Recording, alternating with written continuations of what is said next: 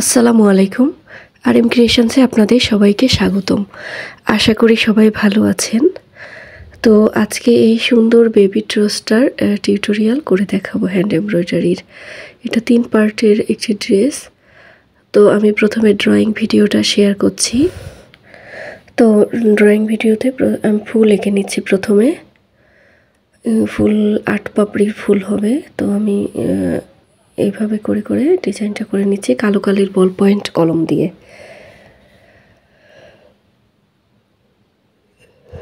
এবার ফুলের পাশে ডালের মতো করে নিচ্ছি।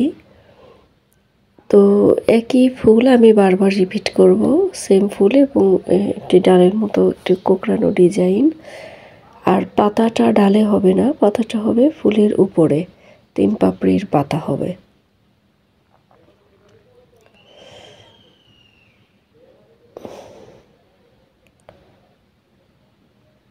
তো ফুলের উপরে পাতা এঁকে নিচ্ছি, আবার সেই কোঁকড়ানো ডাল করে নিচ্ছি, আবার ফুল এঁকে নিচ্ছি 8 পাপড়ির ফুল। তো এই একটা ডিজাইন দিয়ে আমি সম্পূর্ণ ড্রেসটা কভার করব। তো এখন সেলাই আমি এই কোঁকড়ানো ডালটা চেইন সেলাই দিয়ে করে নিয়েছি। আমি কালো সুতা, একটা কালারের সুতা দিয়ে কাজ করব, পাতা ফুল সব একটা কালারের সুতা দিয়ে। তো এখানে এটা আমি চেইন সেলাই দিয়ে এই ডালের অংশটা করছি, ছোট ছোট করে চেইন সেলাই দিয়ে নিচ্ছি।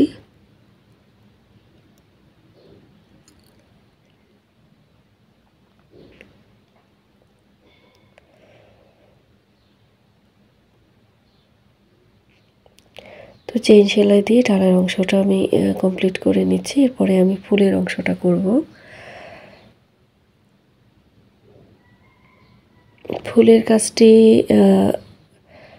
করে নিচ্ছি আমি ফিশবোন স্টিচ দিয়ে। ফিশবোন স্টিচ দিয়ে সাধারণত পাতা করা হয়, তবে আমি এখানে 8 পাপড়ির যে ফুলগুলো, এগুলো ফিশবোন স্টিচ দিয়ে করলে দেখতে খুব চমৎকার লাগে। এবং এটি যে এই কাজটি করতে হয় ভেতর থেকে বাইরের দিকে।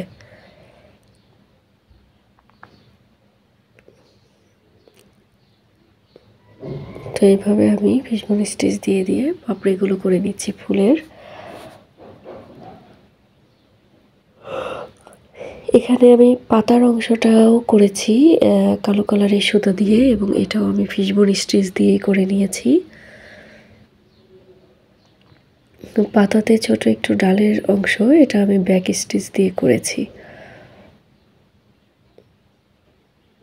তো ফিশবোন স্টিচ দিয়ে আমি পাতা করব এবং ফুলটা করব, আর চেইন স্টিচ দিয়ে এই ডালের মতো অংশটা করে নেব।